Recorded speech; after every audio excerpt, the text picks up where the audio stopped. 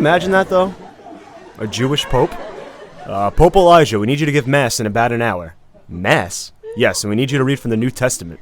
I'm not doing the New Testament. The Old Testament, not the Testament. I can work with that. You got Abraham, Moses, Noah, Frodo. I know the Old Testament.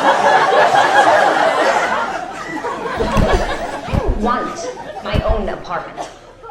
I don't feel ready mentally to have my own keys, my own plumbing, my own angry Ukrainian Sukhor. And I don't feel prepared to take on that kind of responsibility alone. These reviews are always difficult to start, so I'll just begin by saying that The Marvelous Mrs. Maisel is a really fucking good show.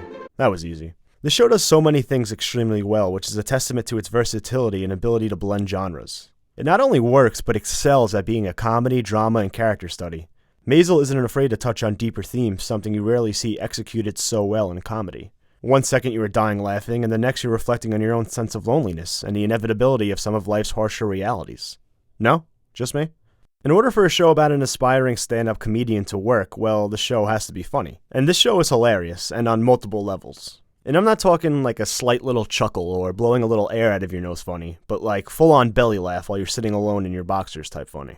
It's evident that showrunner Amy Sherman-Palladino has a real grasp on this time period and knows how to use this great cast to their full potential. And it's kind of unreal how good this cast is. And it's not just the leads or supporting either. The secondary, tertiary, and reoccurring characters through the show's run have all been incredible. And all credit to the writing there. And it's not just the same type of comedy coming out of different characters' mouths. Each character is unique, and the writing is suited specifically for them, so the humor is always fresh. The writing for the stand-up is really good too. It must be difficult to write these different sets for all these different personalities and styles. It took me weeks to try to write the stand-up set for this opening video, and it still sucked ass. Or it was so bad that we scrapped that idea entirely, and the intro is completely different. I don't know yet, because at the time of this recording, we haven't made that decision yet. Midge's sets are obviously the focal point when it comes to the show's stand-up, and I really enjoy these parts of the show. One of the things he says is, trust yourself. You know more than you think you do. Are you fucking kidding me? But not for the reason you would think. I'm really laughing as hard as I am during these sets than I do with the normal interactions that happen throughout the show. Rather, it's the implications of each individual set that piques my interest. Is Midge gonna do well? What will this lead to? Is this the one that skyrockets her to fame? I may not be laughing or completely understanding the joke or the references in the set, but the style fits the time period, and the authentic nature is what makes these scenes special. Also, Midge's natural stage presence is always fun to watch. I can relate. Some people have it, and others don't. Oh, and real quick, am I the only one that has to fast forward the scenes when someone is bombing? I can't stand it. That and Midge's wedding speech were just excruciating to watch. I think I'd rather watch Scott's Tots, to be honest. I touched on it a little earlier, just how good this cast is, and if you want to point to a huge reason why the show is so great, it's the characters. And that starts with the titular Marvelous Mrs. Maisel herself, Miriam Maisel. Only I call her Midge because we're close like that. Rachel Brosnahan plays this character with such charisma and charm, it's hard to think of anyone else that could play this character as well as she does. Her screen presence is just infectious, and it's a delight to watch. And I mentioned the stand-up before, and part of what makes it so fun to watch is not only the writing, but the way Midge can work a stage is remarkable. Especially when she's on her game, looking like Curry pulling up from the logo. Another thing I love about her character is that it seems you can just put her in any setting with any other character, and it could just turn into comedic gold at any time. But I really think she is, and really the whole show is, at its best when she's with Susie or Abe. Susie's character is the perfect complement to Midge in both a comedic and personal sense. The lower class, rough around the edge Susie contrasts the privilege and luxurious upbringing of Midge, and it works so well. And Alex Borstein is just perfect in this role. Susie is another character that just seems to work no matter what the situation or who she's with. Her relationship with Midge is one of the strongest aspects of the show. They both bring the best out of each other, and the situations they find themselves in are hilarious. And the way she has Midge's back, and the way she supports her, I mean, come on. Everyone can use a friend like Susie. I only have 4 friends, and they are all just awful. And then there's Abe Weissman, who might be one of my favorite characters of all time after watching this series. I don't think I've ever laughed as hard at a television show than I have watching this man. Probably homesick by now. She's probably just waiting for you to sweep her off her feet and carry her back to the Upper West Side. Oh, that's gonna be murder on my back. And I have to apologize for Tony Shalhoub. You see, growing up, my grandma would always be watching Monk. Now, the problem was, if she was watching Monk, then that means I couldn't watch what I wanted to watch. And for 10-year-old me, that's probably the worst thing I could think of at that time. So I would be forced to sit there and watch Monk, and what grew was a hatred for this man, for no other reason than I wanted to watch the latest Disney Channel movie. So I am sorry, and thank you for your betrayal of Abe Weissman, Tony. It's actually very hard to describe Abe Weissman, and that's what makes him such a great character. Just his mannerisms and his view on things are unique and make for some hilarious moments. And he plays off everybody so well, and you never know what's going to come out of his mouth next. I am not a prostitute. I'm a comic. Is there a difference? Yes. Prostitutes get paid more. Hilarious. You should go into comedy. I did. And his dynamic with Midge is great too. Their back and forth are some of the best scenes in the series, and it kind of captures what makes the show so good as a whole. The moments they share together range from hilarious to emotional, and when we get that both in the same scene, it's unmatched. It's no wonder why Brosnahan, Borstein, and Shalhoub have been dominating award shows of late, but what truly makes this show special is how deep the supporting cast is.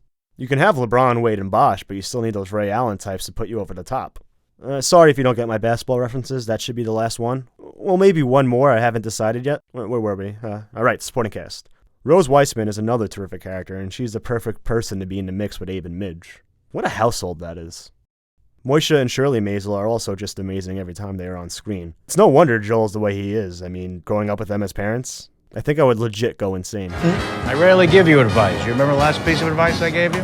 Don't get the clap. Came in handy, didn't it? It really is incredible how every character, it seems, is so carefully crafted and unique. Even the ones with smaller roles throughout the series step up and deliver whenever they are on screen. Characters like Imogene, Zelda, Benjamin, Mrs. Makovitz, Lenny Bruce, Shy Baldwin, to name a few. All unique and add something different to the series that is intangible. Hell, I'm even starting to like Joel. It seems that Season 3 was considered to be the weakest season of the show so far by critics and audiences alike. I wasn't the biggest fan of some parts of the season, but I thought Season 3 was on par with the first two. It was just as funny as ever. I thought the dramatical elements really hit, as well as some of the deeper themes they explored throughout the season.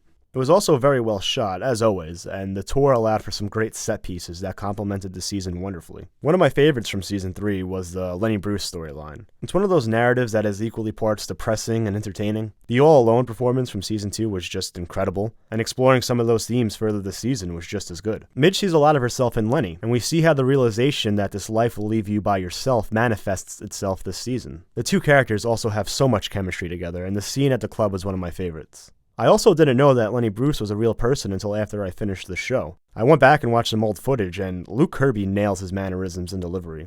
It really makes me appreciate his performance even more. But the main storyline of Midge going on tour with Shy Baldwin was done well too. Getting to see Mrs. Maisel in this environment to truly prove that she has what it takes was fun to watch. It must have been fun from a writing perspective too. Throwing her into the fire and seeing how she'll adapt to appeal to her ever-changing audience was intriguing.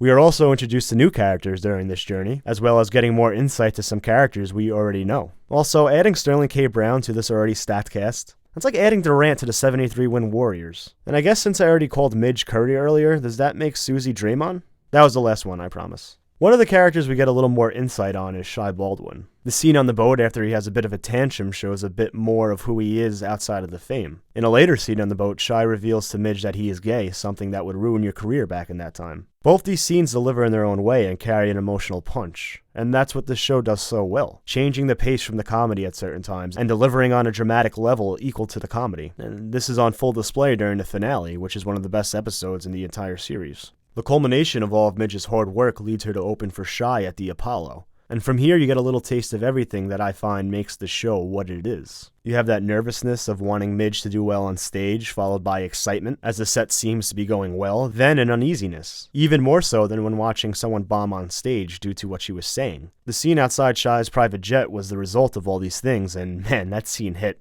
Midge has kicked off the tour for almost unintentionally outing Shy, and everything her and Susie have worked for is now in doubt. The rest of the subplots I found to be a little hit or miss. I wasn't the biggest fan of Abe's new comrades, but him and Rose's decision to give up on luxurious lifestyles in order to live by their principles was nice to see. It also led them to have to move in with Moisha and Charlie, which was absolutely fantastic. Put those four in a house together and the comedy just writes itself. We also get surprise Jason Alexander, which is never a bad thing. I'd put that up there with surprise Matt Damon. I thought Joel's storyline was okay, but like I alluded to earlier, I'm kind of starting to come around on him. I'll never forgive him for leaving Midge, but we see more of the toll that decision takes on him, as he tries his best to atone for his mistakes. The lack of Benjamin in the season was also a bit disappointing. I'm not sure if it was due to Zachary Levi having other commitments, but I really enjoyed his character in Season 2, as well as pretty much everything else regarding the Catskills. As for Susie, everything with Midge, save the couple of scenes of them not getting along, was as good as ever. It was when she left and she was doing her own thing that kind of left more to be desired. The whole Sophie Lennon plotline wasn't my favorite, but it did lead to a great scene where we see Susie defending Midge, so I'll take it. Also, Susie's dynamic with those two dudes that were sent to rough her up is one of my favorite things from the show. Little things like that are sprinkled in throughout the series is part of what makes it so great. It kind of sucks that I only finished the show in a few weeks because now I have to wait a year for new episodes. But man, I cannot wait for Season 4. I think the ending of Season 3 leaves a lot of intrigue for what's to happen next. But I really am glad I finally came around to watch this show. It just goes to show you, whenever you're sitting there and you're like, I hear good things about that show, I should watch it. But then you don't, and you just rewatch Parks and Rec for the millionth time. It might be a good thing to expand your horizons a little. Watch new shows, because you may be surprised what masterpieces you find. But I thought Joel wanted more than stupid. I thought he wanted spontaneity and wit. I thought he wanted to be challenged. You know what I mean? You two are going to be together forever. I'll tell you this much. I was a great wife. Hey guys, thank you for watching this video, and of course we would like to thank our Patreon supporters. Without you guys, Nerd Soup wouldn't be Nerd Soup. Seriously, your support is what keeps the fridge full, so thank you once again for your support. If you are interested in supporting Nerd Soup through Patreon, visit our page and check out the different rewards we offer to our fans. If not, then no problem. We appreciate anyone who takes time from their day to watch our videos. So thank you to each and every one of you out there watching, and remember to like and share this video. And hit the subscribe button if you want to see more videos like it. Or don't.